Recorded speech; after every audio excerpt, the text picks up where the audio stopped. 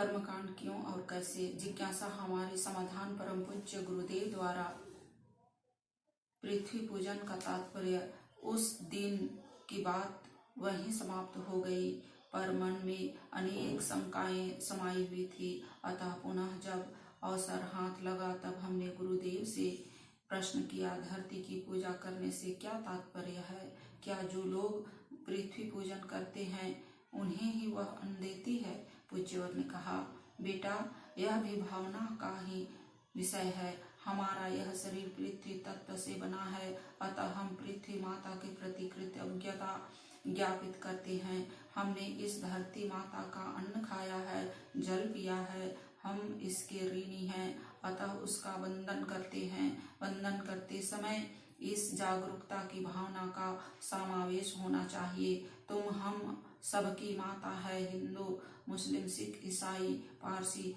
हम सब ने माँ तेरे ही पेट से जन्म लिया है।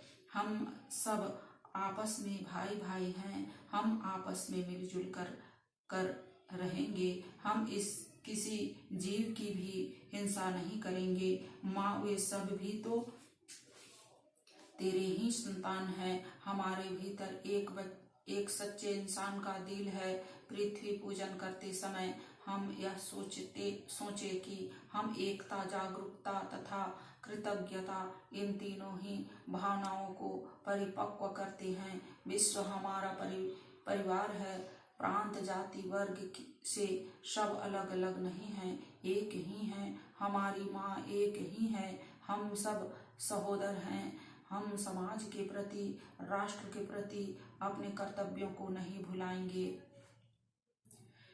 इस पृथ्वी से हमें केवल अन्न जल ही नहीं मिलता, पेड़ पौधे, पर्यावरण, वायु सभी का आधार है यह पृथ्वी ही तो है। जल, थल, पावक, गगन, समीरा सभी तो इस पृथ्वी के स्वास्थ्य, पर्यावरण पर ही आश्रित हैं।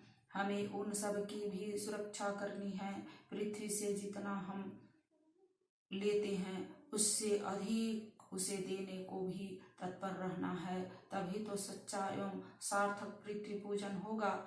इन श्रेष्ठ भावनाओं के साथ पृथ्वी पूजन किया जाता है। विषय का समापन करते हुए परम पूज्य गुरुदेव ने कहा कि आत्मशोधन के लिए षटकर्म करते हैं। इन कर्म कांडों से कच्चे लोहे को पक्का बनाया जाता है। हम भी इस भावना से अध्यात्मवादी बन जाते हैं। इन भावनाओं को परिपक्व करने से अवश्य लाभ होगा। बेटा, अब तो तुम समझ गए होगे कि षटकर्म क्यों कराया जाता है। जी हाँ गुरुदेव, अब इस संबंध में हमारा भ्रम दूर हो गया।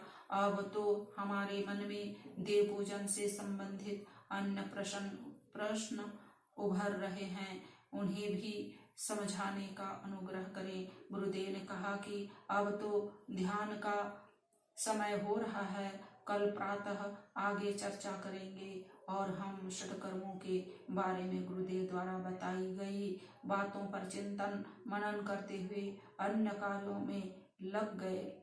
ओम भूर्भुवः स्वः तत्सवितुर्वरेण्यं भर्गो देवस्य धीमहि धियो यो नः प्रचोदयात्।